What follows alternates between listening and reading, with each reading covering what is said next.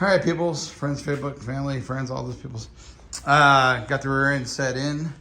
Got the 10 works for shocks set in. Really nice setup. Like that setup. Disc brakes in. The aftermarket control arms, those are in. Boy, nothing ever fits right with this aftermarket stuff. The Chinese stuff, the stuff that companies are making in the United States is usually really good. Had to shave down the bushings in there because they were too wide for the aftermarket cross member. Aftermarket parts. This is what's taking the longest, is having to go through and fit and refit and then readjust and realign and all that stuff.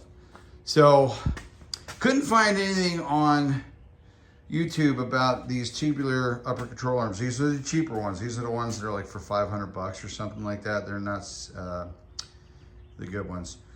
The lowers fit good. The uppers, if anybody knows if I got these on right or wrong, I mean, I'll find out when I take it down to alignment, and then it's only a matter of, you know, a couple minutes or maybe at 35 to an hour to change them in the truck. But I got the bend in the front. So, yeah, I don't know. It might be too much caster.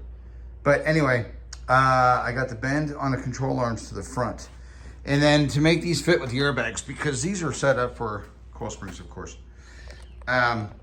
So the airbag buckets, these little puppies right here, those right there, these are the ones that are supposed to fit inside the control arms, right? They don't, because they're about the same size as that pocket opening right down there. So I have these universal brackets. So all I'm gonna do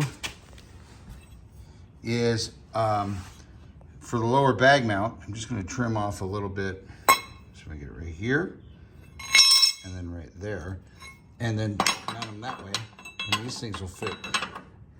They'll fit really nice down inside there. So these are just universal, I believe they're axle brackets, axle mount brackets, because they'll weld onto the axle.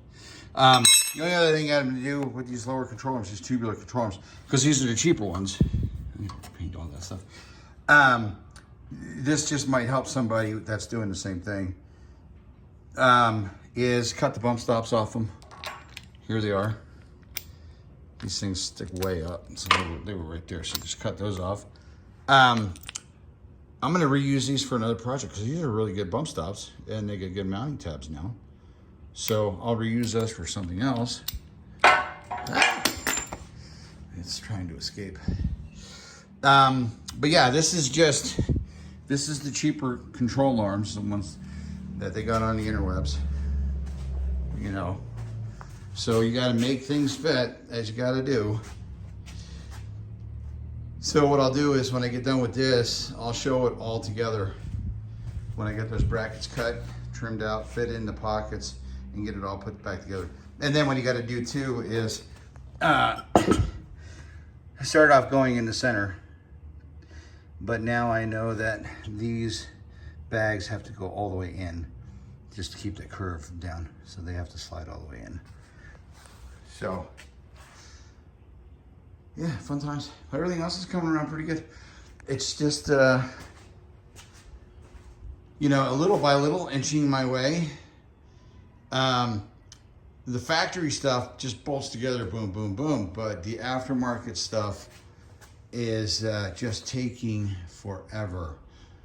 So, oh, and I did get the aftermarket watts link.